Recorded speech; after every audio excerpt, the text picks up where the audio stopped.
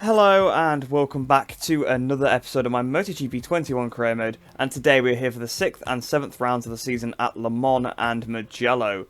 So first of all, we need to advance to the French Grand Prix, and as you can see we haven't got any notifications here, so the next thing to do is to actually head into the French Grand Prix. Hopefully we'll be on the pace here because I really want to get a win this season, and so far we've just missed out so many times. Obviously once again we missed out in the last episode at our final turn, and it is really starting to annoy me now, so hopefully we can try and get a win in this one. I'm not too sure how good the AI are going to be, to be honest. I can't really remember how good they were in Moto 3, because I think Acosta knocked me off, so I didn't really get to do the full race. But I'm hoping that I should have the pace over them. So then, with about 16 minutes to go in this free practice session, you can see it's actually been a very, very good, successful session, despite the fact it's actually raining. I've got a good 0.4 of a second over the whole field here. Now that's not a consistent thing whatsoever. You can see I dipped into the 44s once by I did a few times, but I did a really low 44 on one of the laps, and that's because I was just managing my fuel perfectly around the lap, using 3 on the straights, 2 in the corners to avoid the spin, and it gives you so much time.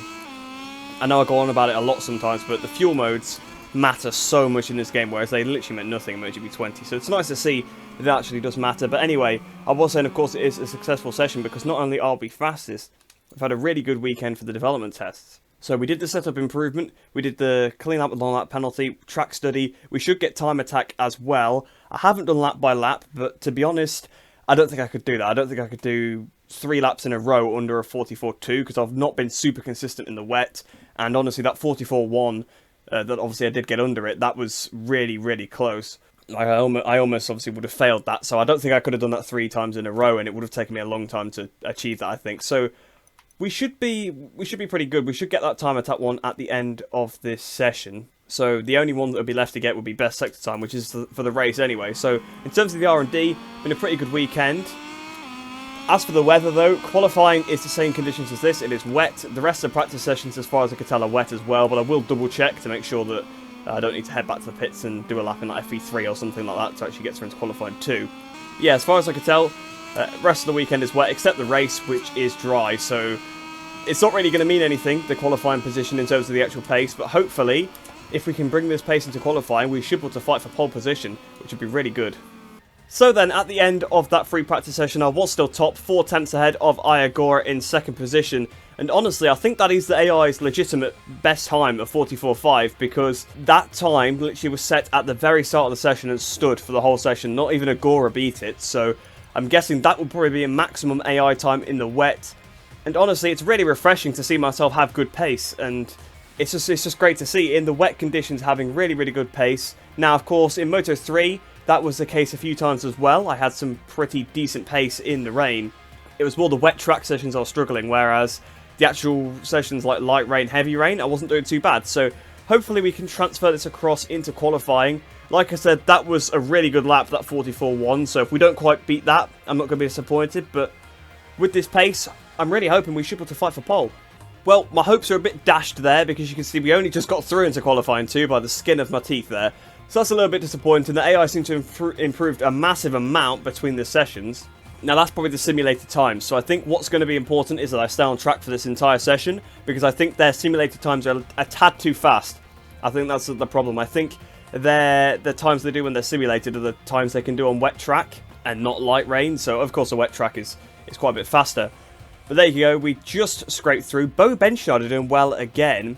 So I'm not sure why Milestone have made Bo Benschneider this good. It's a little bit strange. Of course, he had a really good race in real life at Catalonia yesterday, but not second in the championship level great. But I suppose it is wet, and of course he got pole position in the last race when it was wet, so I guess that might be why he's so good in this one as well. But Bo Benschneider overall in the game seems a bit too good. But anyway, coming through Q1 then, we've got Aaron Canet, Xavi Vierge, Cameron Bobier, and Jorge Navarro. So I do need to obviously put on a fresh set of tyres. It's kind of weird not having to worry too much about the allocation because, well, the choice anyway, because it's just medium or medium.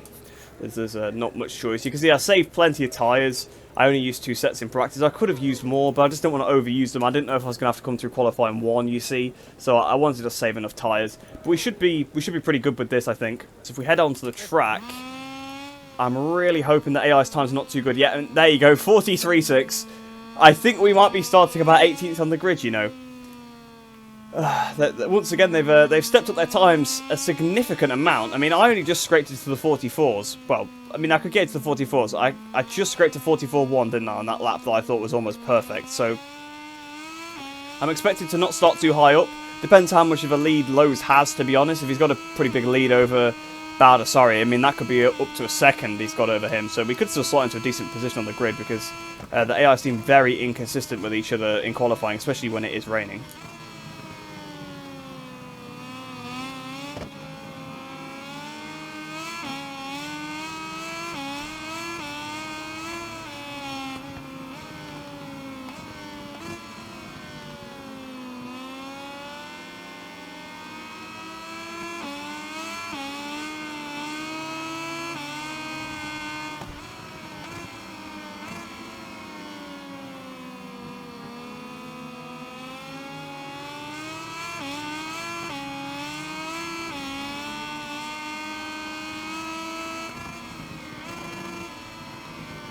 I've broke way too early for garage there. That could cost us a fair amount of time because the lap was actually pretty good up until that point.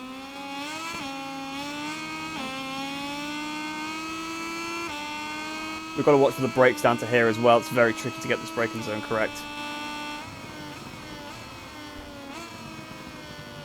Yeah, I was a little early there.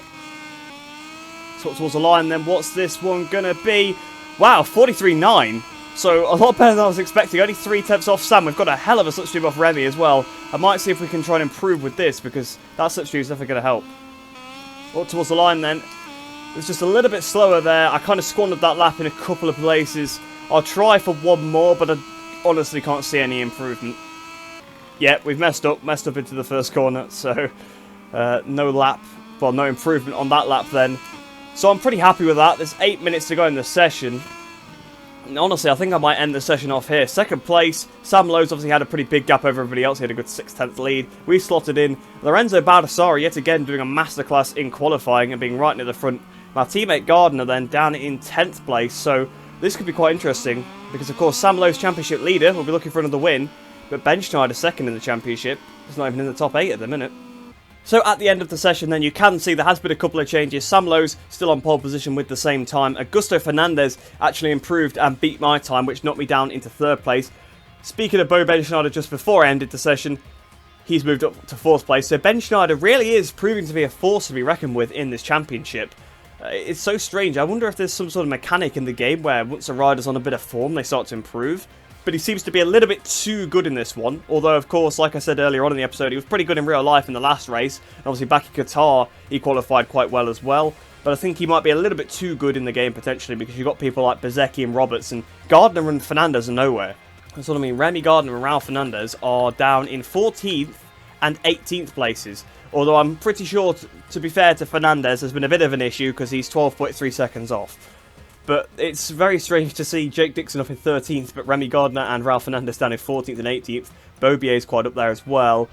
Yeah, a little bit of a shaken up grid once again due to a wet session, but as it was last time, we've got a good qualifying position, and this time I need to make the most of it. I cannot be losing places on this first lap, especially since we've got Baldessari behind us. If he gets in front of us, we're done, pretty much, because the MV Agusta has not got the pace of the Kalex in the dry whatsoever, so he will hold you up if you get stuck behind him. Now, obviously, another disadvantage I haven't mentioned of the whole weekend being wet is I have no idea what to do for tyre choice. I would probably just go medium, just to play it safe in the middle. So this could be quite interesting. I'm just going to have to give it everything I've got off the start and really, really hope I can pass these 2 Marc VDS bikes, or at least stay with them on the first lap and then try and size them up a bit later on. So down here on the grid then, and obviously as you can see, Sam Lowe's on pole position, his teammate Augusto Fernandez alongside him. So the Marc VDS 1-2 here, domination by the Marc VDS squad. I'm kind of flying the flag for IO at the minute because, of course, we're in a Constructors' Championship battle. Well, actually, it's a Teams Championship battle, isn't it? But we're in a Teams Championship battle with Elf Marc VDS Racing, and we are beating them currently, but my teammates being further back is not helping me when they're right at the front of the grid. So, of course, my main focus is the Riders' Championship, so I've got to look at Sam Lowe's for that. But in the Teams Championship, we also want to beat Elf Marc VDS, so again, I guess my eyes are on Sam for that, but I've got to watch out for Augusto as well in that case. So I'm hoping that my 2 teammates can come through a little bit in this one. But my goal is just to go for the win. I think I might win or bin this time. I've been pretty consistent so far this season. Obviously, I've had 2 races that were a bit poor, the 11th place and the 8th place, but I brought home points when I probably could have thrown it away. That's the thing, I could have over-pushed trying to catch up and thrown it away and not scored anything. Other than that, I've been on the podium in all the other races, so not too bad. We've actually had a fairly decent start to the season overall. So if I can try and continue that consistency, that'd be great, but I really do just want to win this time. I just want to go for it, because I've missed out twice now, well, 3 times actually, just by not catching them quick enough. I lost too much time at the start of the race, so I really, really hope that I could try and get the win in this one. I'm just going to give it everything I've got. French Grand Prix. The riders are spread out on the grid, the light will soon go out, and the Le Mans race will get underway. So then, Sam Lowes will definitely want to extend his championship lead. I desperately need to beat him, and I desperately want the win as well, so even more reason to try and beat Sam here. But waiting for the lights to go out here then at Le Mans. The lights out, away we go. My reaction time's not been too bad for once, actually. I mean, still not great compared to the AI, but not too bad. We've lost a couple of positions. We're down to 5th place. We've got a speed up, sorry, a Bosco Scura as they're called now. We've got Vieje on the inside as well. We're going to try and swoop it around the outside through the first corner on the brakes, deep into here. We're back up into 2nd position, so that's the kind of start I needed. I didn't need to lose time, and I've not. I've managed to actually make positions up off the start, which is absolutely ideal for me. As we go down the hill, it feels so strange to have grip, although I about pushed the front through La Chapelle there, so that was pretty lucky to get away with that. But I need to just get on the gas and just go with Sam Lowes. I cannot afford him to get away. I mean, I know I've not lost positions to people, but if I lose time to him on this opening lap, that could still be curtains for me. And I do need to beat Sam in the championship, really. Well, for the championship, I need to beat Sam Lowes, and for myself, I want the victory, so I've got even more reason to beat Sam here. But it has been a fantastic start up to 2nd place, and for once we've not gone backwards off the first lap. There's been a crash behind. I'm not sure who it is, but Augusto Fernandez is looking pretty aggressive behind us. So once again, my lack of pace on the first lap is showing. We have managed to keep him behind for now.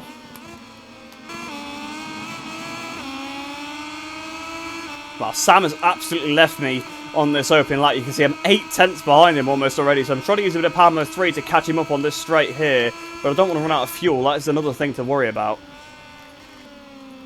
So we've actually had a very good first half of this lap. You can see I've closed quite a bit up to Sam. He's only 3/10 in front now. A bit more Power Mode 3. You can see I've got 1 point something laps of fuel left after the race.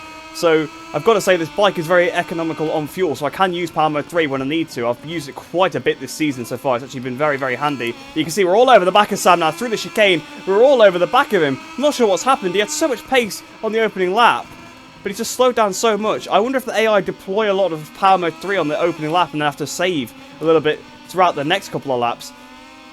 But we're all over the back of Sam Lowes now, and I reckon we might be able to have an attack into the first corner, because I could probably have a look through these last couple of corners, but it would be risky, although he has just put a decent amount of time onto me through those couple of corners there, because we made quite a big mistake. I almost hit him, tried to slow down a little bit, but fastest lap of the race to me then, 37.8.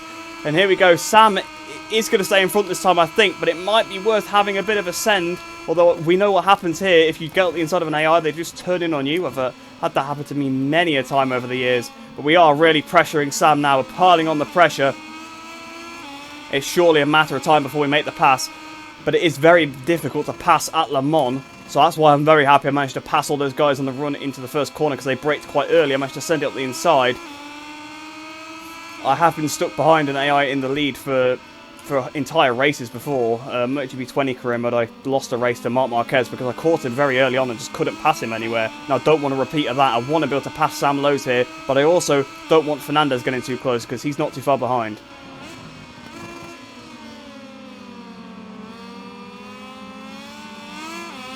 Out of garage there, then up to Power Mode 3. We're right behind Sam now. Surely we're going to have an attack down towards the chicane. Sam goes defensive. Here we go to the outside. Are we going to take the lead here in Moto 2? Yes, we are around the outside, up into first place. I've got it a bit hot though into the chicane. Trying to get it stopped on the curb there, on the power. Is Sam going to come back at me? No, he's not quite. So we've got the lead here in Le Mans. We hit the front. I think this is the first time we've led a race, to be honest, because obviously we've led for probably about a second when I dived underneath Digi Antonio back in Argentina, but that doesn't really count because I ended up on the grass. It wasn't a legitimate overtake, really, was it? It was a dive and a half. We didn't quite get past Ben Schneider at any point in the last one, but you can see there is a big pack, so the AI are all in a big train, and Sam Lowes is definitely going to try and come back at me, and if not Lowes, could be Fernandez, because Fernandez definitely stayed with me when I was catching up to Sam. We picked up a track limits warning there, so we've got to be careful. The track limits warning by being a bit too tight on that curb. The track limits are very tough in that sector because you want to ride right on the inside of those curbs, and sometimes you don't quite go on the green and you get one. You can see we've not shaken Sam whatsoever. It was not an ideal lap, and if anything, he definitely caught me. So, yeah, I got to be careful. If I make a mistake, he's going straight past. So what's towards the line then? I think this is going to be a new fastest lap of the race. It is indeed. So we've got half a second into Sam now, but this race has been so odd because the AI is all in one huge train behind him. And I've been lapping basically fastest lap of the race pace throughout the race. I've just finally gone a little bit quicker on that last lap. We made a big mistake into the chicane. That could cost us. That could cost us dearly here. Good job we pulled out that lead on Sam Lowe's. In fact, I think that was very lucky because he wasn't close enough to make an attack whatsoever. But I've just got to not make any more mistakes for the rest of this lap because I've lost everything I gained on that previous lap, unfortunately, in that one mistake. And the whole pack, like I said, are in a big train. So if someone goes for a dive bomb, we could end up very far down the order. Down towards the last couple of corners, and I think we are just going to hold on here. We're finally going to get a win here in Moto 2. It's took long enough, but here we go. We're going to win the French Grand Prix with the track limits warning up towards the line. We're just going to beat Sam Lowe's. Actually, he might have beat me. No, Sam did not just beat me on the run to the line, did he? Oh, that was so close. I would have been so mad if he beat me there because I kind of popped a little wheelie at the last corner. Oh, that was close. 53 thousandths of a second ahead of Sam Lowe's. But honestly, that race was the strangest race we've had all season. The AI were just in one pack the whole way through. I don't understand. I don't understand it at all because in every other race, the AI broke up into little groups, like little clumps of riders. Because that's why I keep getting stuck behind them all. Because they keep getting in my way. But the one race why I get to the front, they all have the same pace as the leaders. I just don't understand it. And it wasn't like the fact that I was holding them up because I was putting a few attempts into them. I was just a few attempts ahead of that big train. It might have been Sam holding them up more than anything. And of course, until right at the end, I had the fastest lap. And I'm guessing a simulated time would have taken that away from me. Yeah, because he's 36.4 from Balega, who was last but one. So I kind of doubt that he was the fastest. But oh, that was so close. I went a bit wide out that last corner. It exceeded track limits. But I mean, I lost time because of it, because I just made a mistake. And then on the run to the line, Sam almost got me. That would have been controversial if he'd done that one. But we finally win here in Moto 2 then. And honestly, it was done on the first lap. I did the work on the first lap. I lost places off the start. I braved it on the brakes into, I guess it's technically turn 3, isn't it, the chicane? But it's effectively the first proper corner that's not flat out. And yeah, I just dived it up the inside into there, got back up into second. I thought Sam was going to clear off, honestly. I thought I was going to be resigned to battling for second once again. But Sam came back to me quite a bit on that second lap of the race, and that was it, really. It was enough for me to be able to make a pass on him. So yeah, really, really interesting race there. Very nerve-wracking, and like I said before, so strange because you can see how big of a pack the AI were in, and I just couldn't shake them. So in the Riders' Championship then, Sam continues to lead, but it's now myself in second position, only 10 points behind him. Bo Ben Schneider moves down to third place. Remy Gardner stays put in fourth place, but only 4 points now ahead of Marco Bezzecchi in fifth place. Fabio Di Gianantonio in sixth place, Joe Robertson seventh, and Augusto Fernandez moves ahead of Celestino Vietti up into eighth. And Vierge moves ahead of Raul Fernandez into ninth. So Raul Fernandez, and I mean to a certain extent as well, Remy Gardner having some pretty underwhelming seasons here. Bo Ben Schneider definitely the standout. He's having a much better season than he should be. It's just strange. The championship is so strange so far, and it's a bit similar to how it was in MotoGP 20. The AI were very inconsistent from track to track. You know, you'd have Sam Lowe's be right at the top in one race and then down in seventh in another. And obviously Bo Ben Schneider is kind of a benefactor of that because he's been pretty consistent throughout the race. He's been somewhat there or thereabouts in all of them and then won a couple, and that's definitely boosted his championship charge. In the team's championship then, unfortunately, we actually lose ground to Alpha Marc VDS because even though I won the race, Gardner and Fernandez were not there to back me up, so they actually gained points on us. But as you can see, I am now the lead rider here. I am the one at the front. In the last episode, I did actually move ahead of Remy Gardner, but it hadn't updated this screen yet. Gardner was still the rider, stood in front, but I'm now the rider in front. So it's good to feel like I'm not pulling the team back. I'm pulling them forward now, whereas at the start of the season, I was the bottom IO bike, but I've worked my way up to the top, and I've got a fairly big lead over the other two now, actually. But hopefully they can up their game a little bit in the next couple of races and try and help me beat Sam, really. It's kind of what I need, but they also need to beat Sam and Fernandez to try and beat Marc VDS in the championship. SkyVR46, are there or thereabouts. I mean, Mandela Kasag, I'm not too bothered about them because Tom Luthi, I mean, as you saw, came last in that race. Has not been on the pace in any of them, so it's only really yourself versus Ben Schneider when you're trying to beat Sag, so it's not too bad. But Skyvr 46 Vietti is not too bad. I mean, he got 3rd place in the last race, so he can do it at the odd round. So you got to watch out for Skyvr 46. They could be a bit of a dark horse, but really, this championship here, it's between us at Red Bull KTM IO and L for Marc VDS Racing. But we'll end off this weekend there, then head into the career hub, finally getting a win in Moto2, but by the skin of my teeth. I tried to throw it away, I really did, but just hung on to it, and hopefully we can carry this momentum forward into Mugello, but I think Mugello is going to be a tough weekend. So it was a great weekend then on the reputation front because we gained 24,800, meeting both the objectives and getting a win, which gives us now 248,075 reputation. And as for the credits, then we gained 13,737 with that extra 3,000 for the win. So that takes us up to 214,930 credits. But on to the research data then. It was actually a pretty good weekend for that as well. So probably the best weekend we've had all season because a great weekend for both the credits, the research data, and obviously the reputation as well. Meeting all the objectives as well. It's a fantastic weekend, which now gives us 6,330 on the engine, 1,702 on the frame, and 3,329 on the electronics. So I'm pretty sure it won't be too much longer until we don't actually have to do the practice programs anymore. Although, honestly, it's very helpful to actually do the laps here whilst I'm still adjusting to this Moto2 bike. But we have got a notification on the technical staff, so it's a new chief engineer applying, Mario Bianchi. I feel like I've seen that name before. I think it might have been in MotoGP 20. A god on the frame, you can see, but not very good on the engine, so yeah, not going to bother with that because we have a really good engine guy at the minute, and we've got a really good frame guy as well on the telemetrist, so overall it balances out pretty well. We've not got very good aero or electronics, but those don't particularly matter too much, especially in this game. The anti-wheelie is really good as it is. In MotoGP 20, it was worth upgrading the anti-wheelie system, because the bike would still wheelie like a lot on the max anti-wheelie before you'd upgraded it, but on this game that's just not the case at all. The anti-wheelie system works really, really well out the box, so there's not really much of a benefit, I would have thought, to upgrading the electronics, especially in Moto2 when you don't even have traction control anyway. The electronics aren't very important. But with the Le Mans weekend done then, we should advance forward 1 week, which will take us to Mugello, and we've got a few notifications here to deal with. One on the personal manager. It is a new candidate available, Ramon Hidalgo, maybe. I don't really know, to be honest. I'm not great at pronouncing names, if you didn't know that already. I'm sure you've heard me fail to do so many times. But they're not worth hiring, to be honest. I mean, they're cheaper, sure, but they're not really better. They're better at seeking out offers, but honestly, we've already got so many teams interested anyway, it doesn't really matter. Pretty much every MotoGP team already wanted me before this season started.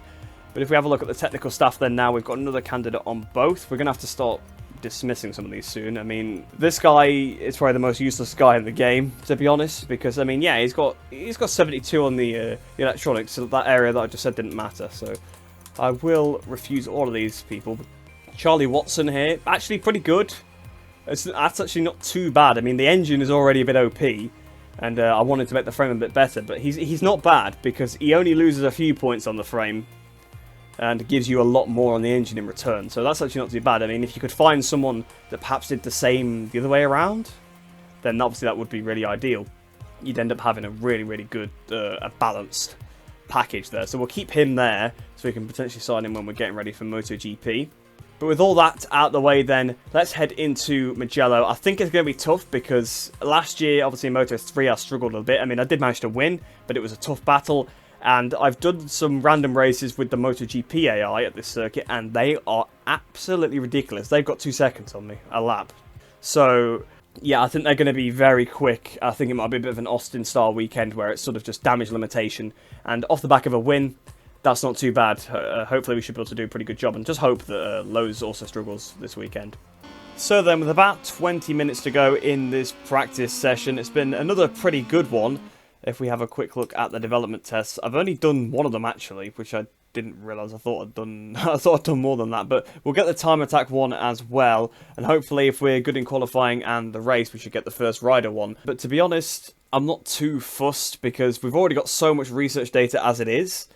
Like, we've already got like a few thousand on the engine, like over 1,000 on the frame now. Like, we've got a lot of research data, so I'm not too worried about actually doing the different programs, because I can't really be bothered to go around and do a clean lap with a long lap penalty. The tyre test one, I always struggle with that because I struggle to get the softs to work. I just tried, and around the first half of the lap, the soft tyre was much quicker.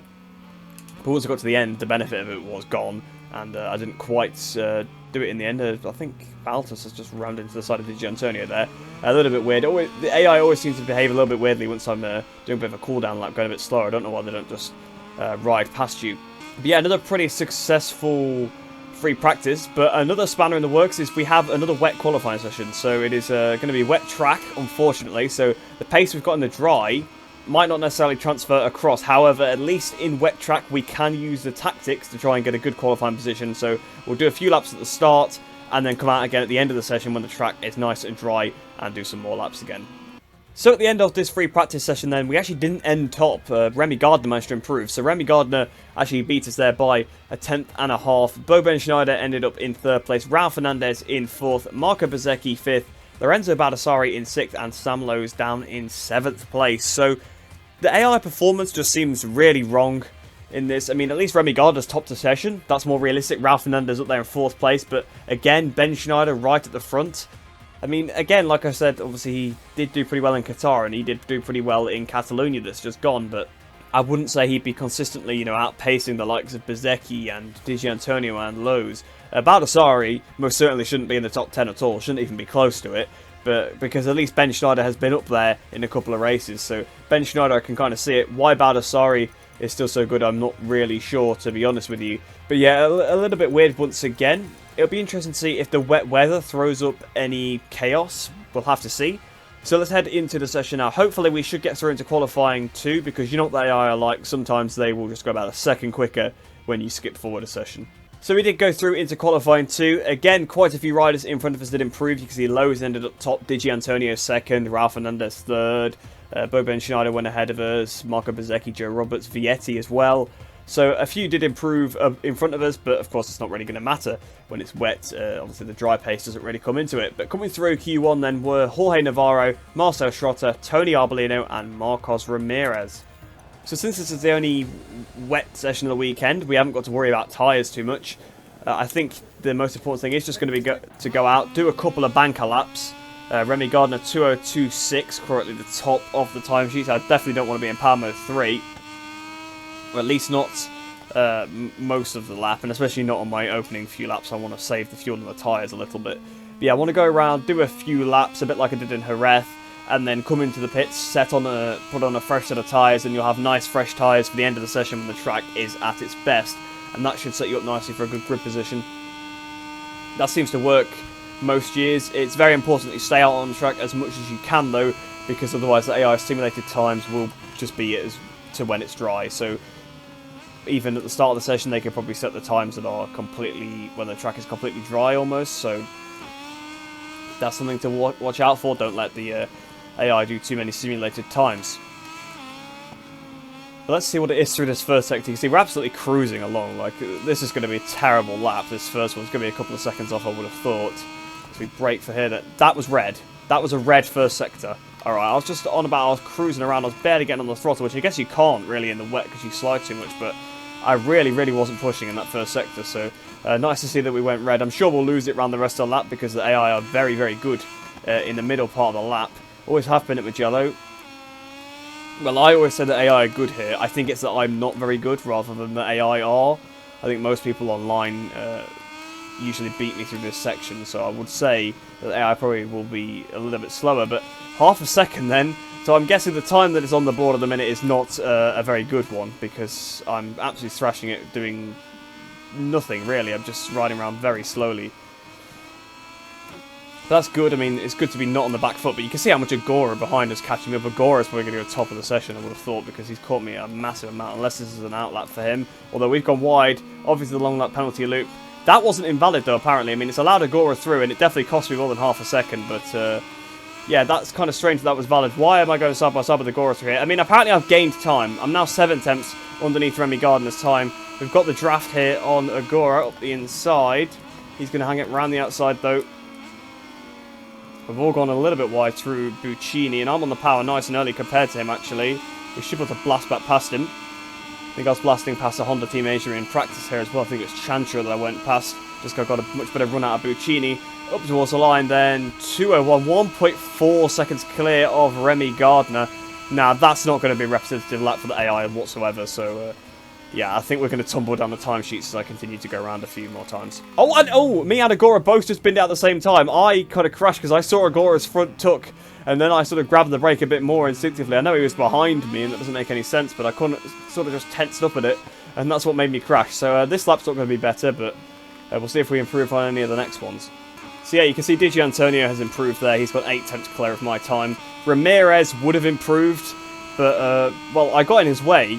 But I got well out of the way. It's just the AI did the thing where they slowed down again, so not much I can particularly do about that. So I'm sorry that I ruined Ramirez's lap, although he did the exact same lap as me, even though he basically stopped at one point when I pulled off the side of the track to let him through. I mean, I didn't even stay anywhere near the racing line. I pulled way off the track, so not sure what that's all about.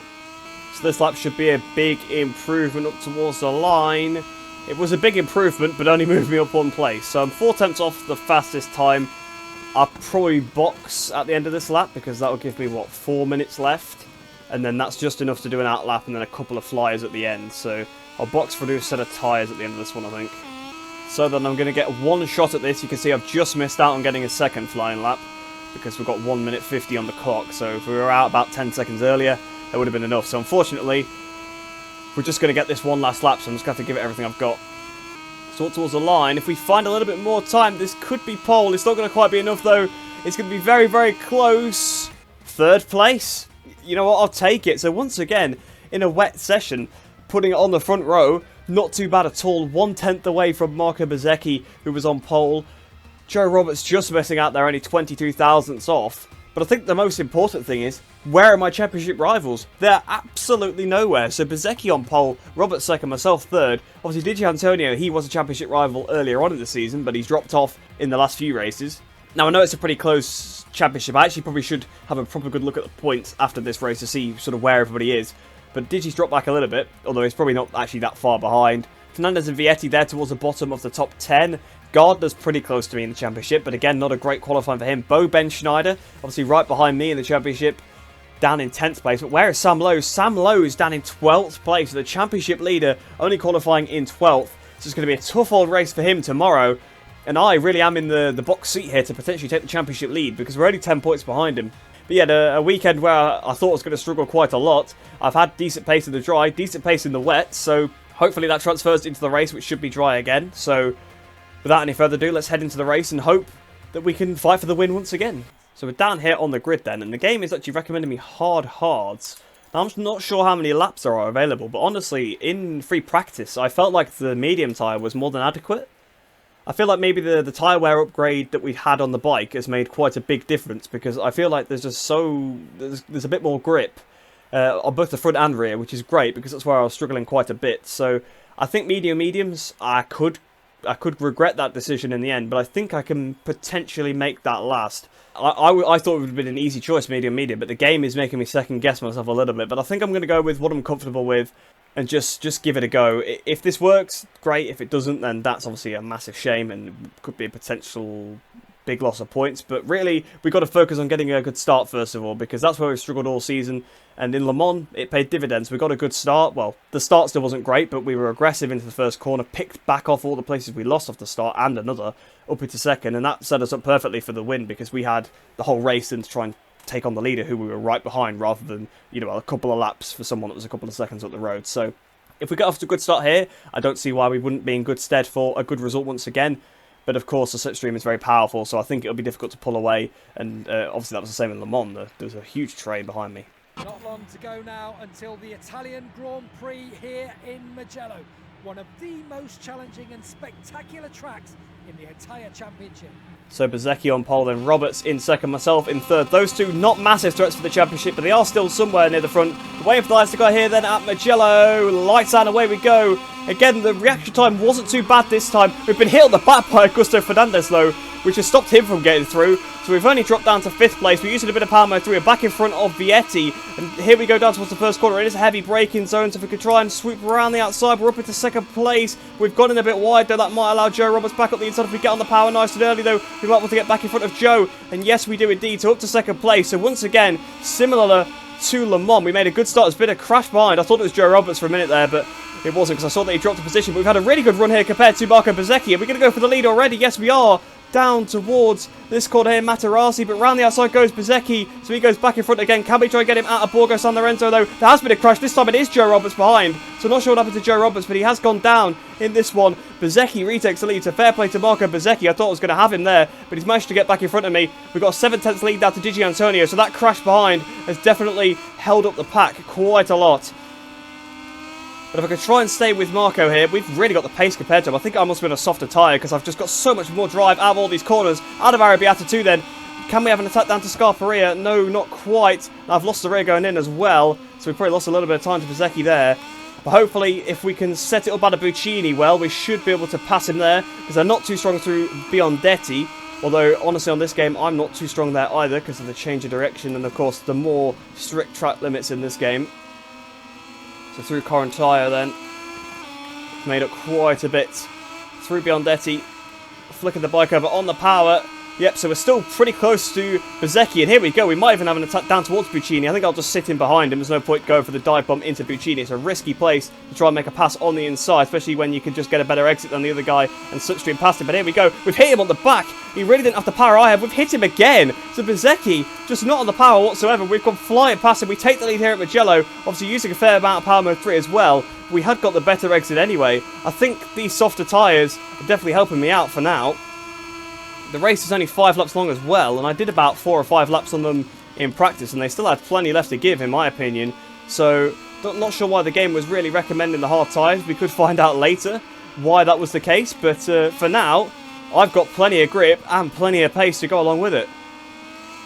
So I didn't have the best run through the Biondetti on this lap, so we didn't quite put the gap into him that obviously we gained on him on the previous lap. However, we've still got a fairly healthy lead, a good half a second, even though I'm not using power mode 3 this time, because I don't want to run out of fuel and pulling away. But Augusto Fernandez sets the fastest lap behind, so there are some charging AI, and I've gone way too hot into San Donato. We're just going to keep it out the gravel, and we're just going to lose the lead to Marco Bezzecchi. So, another high-profile mistake at the front of a race, and now we've got to hunt back down Bezzecchi and try and pass him. And really, I wanted to put a bit of a gap into him so I could look after my tyres a bit. So we're in a similar situation to the first lap. So we've caught back up to the back of Bezzecchi. So no worries here. We should be able to make the pass out of this corner because I've got a lot of fuel left. We got the better exit on the last lap as well. And here we go. In fact, we're going to drive underneath him even without the power mode 3. But I'm up into power mode 3 now. We're already in front of Bezzecchi up towards the line. So we know if that happens on our last lap, we can get back in front of him. But I tell you what, Vietti's doing a good job. He's got himself up, well, he was up into 3rd briefly. Gardner's now up into 3rd place. So that mistake could prove costly because there are some charging AI behind, like I said on the previous lap, and Bezzecchi actually re-overtakes me at San Donato. I'm going to try and get back underneath the Italian, but Bezzecchi really wants this GP win, and I guess that makes sense. It is the Italian Grand Prix. The Italian in Italy really wants to win here. We're closer right up to him on the gas, back up the inside like he was standing still. No contact at all as well. He just didn't have the edge grip I had, but he's coming back at me as we go into Materassi. I thought he was going to stick it back up the inside, but unfortunately, I'm running out of tyre grip now, because of course the medium tyres are going to go off towards the end. I knew they were going to go off, but I just felt like they would sort of last. So Bezzecchi might start to have a bit more grip than me as this sort of lap unfolds, so I need to try and put a bit of a gap into him and just not make a mistake again. So as we come up towards the line then to start the final lap of the race, we've got a fairly safely, we've got quite a few tenths of a second, but you can see that once again, it's another one of those races where they're in a pretty big pack. However, this time they are broken up a bit more than at Le Mans, so that's at least good. But Vietti's actually got back in front of Gardner. I think they're having a bit of a slipstream fight further behind because Gardner passed Vietti at the same place on the track last time around, so I think they just keep slipstreaming past each other. So I wonder if Gardner will be able to get Vietti before the line. But I have got to watch out. If I make too many mistakes, they will catch me. Here we go down towards Buccini. I think we've got this one in the bag. As long as I don't run too wide into here, we should have it because we've got a couple of tenths. This is the sector where I'm gaining all my time on the AI anyway. So it's going to be 2 wins from 2 in this one, slightly further away for the second place rider in this one, but still really close. So we're only just winning these races, but it's nice to see we have got the pace indeed. Just on the last lap there, I actually set a new fastest lap of the race, so we did still have the pace right at the end, even though the tyres were going off a little bit. So I had the pace over the AI. We just made many mistakes. We probably should have cleared off by like over a second, but of course we made the big mistake at San Donato when we already had quite a big lead over Bezzecchi. But fortunately, didn't actually affect me in the end. We managed to still win the race. But behind, there was a hell of a battle between Remy Gardner, Celestino Vietti and Raul Fernandez. And then behind them, a similar battle between Augusto Fernandez, Jorge Navarro and Sam Lowes. So to be fair to Sam, not a bad recovery ride, because there's actually not many laps in this race, only 5. So to come from 12th to 8th is not too bad, especially if you didn't make a great start on the first lap. Joe Roberts obviously fell off on the first lap, didn't he? Which definitely broke up the pack. That's what gave me and Bezzecchi such a big lead. But Digi Antonio was running 3rd for a while, and he ended up 10th. So Digi went absolutely backwards in this one. So obviously not a great race for some of the riders that were at the front at the start of the race. Bo Benschneider kind of returned back to earth there, you can see, with a 19th place finish. So some of the championship frontrunners finishing quite low down, and with me getting a victory, this is going to shake up the championship quite a lot. So in the Riders' Championship then, I now take the lead 7 points ahead of Sam Lowe. So a really good weekend, because we went in 10 points behind him, come out 7 in front. And this was a race where I thought I was going to struggle, but we got the victory, so that's absolutely amazing. So 2 from 2 in this episode, so probably the best episode we've had in a long time. I don't think we've won both races in an episode for a very long time. It'd be like halfway through the Moto3 season, because we had a pretty poor end to that one. But we just set the lead of the championship, like I said. Remy Gardner and Bezzecchi both move up. They're actually tied on points now for 3rd in the championship. They move ahead of Bo Benschneider, so Benschneider is starting to fall away a little bit now. Of course, he got his 2 victories earlier on in the season, but other than that, I guess his results have not been great, so he's now 40 points behind. Fabio Di Gianantonio stays in 6th position. You see Augusto Fernandez Vietti move up ahead of Roberts because he had a poor race. Raul Fernandez moves back into the top 10 after a bit more of a realistic result for him. But this has been a topsy-turvy championship.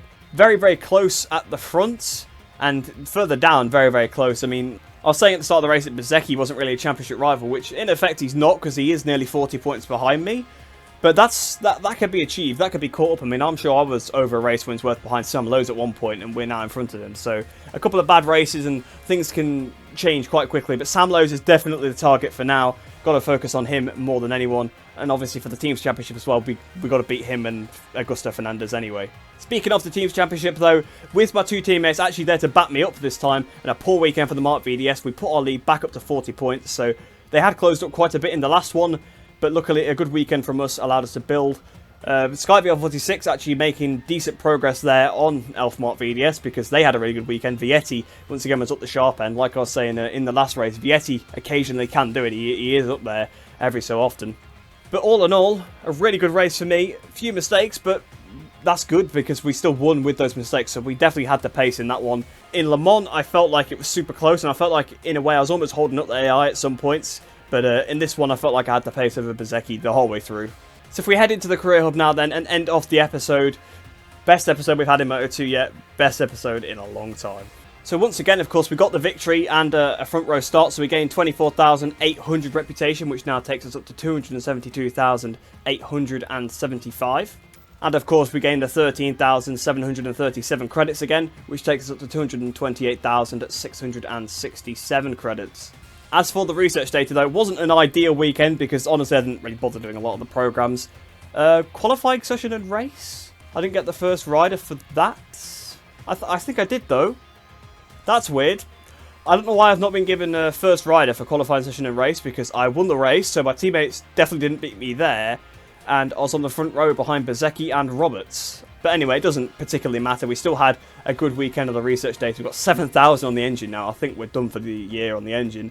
2,283 on the frame and 3,469 on the electronics. There's definitely not going to be much more to do now in terms of research data because we've got so much already. I will probably off camera do the maths and figure out how many more practice programs I actually need to do, because there can't be really that many, because obviously you can accrue it anyway. So even if I were just missing a few, I could just accrue it by putting them on the research for a little bit. But that pretty much brings this episode to a close. A fantastic episode. We went from 3rd place in the championship up into the lead, 2 victories, 2 well-deserved victories as well. Like I've been saying the whole season, I like what you guys have been saying in the comments. I just need to work on my starts and get a bit better. And to be fair, this time I got better reactions to the light, so I didn't lose as much time, and I was just super aggressive into the first corner. I'll be honest, it was a little bit lucky with the two tracks, because they were tracks where you could really brake late into the first corner, and I positioned the bike well so that I wasn't behind any AI going into them. So that definitely played a big part, but you got to be able to put your bike in the right place. You got to start near the front as well. I mean, I put the bike on the front row both times, so it wasn't like I qualified really far back and just dive bombed on the AI and got back up into the lead like that. I did genuinely qualify well, so yeah, can't really be faulted for that, I don't think. But I hope you guys have enjoyed that episode. Hope you enjoyed the rest of your day. Hope you're all staying safe, and I shall see you in the next one.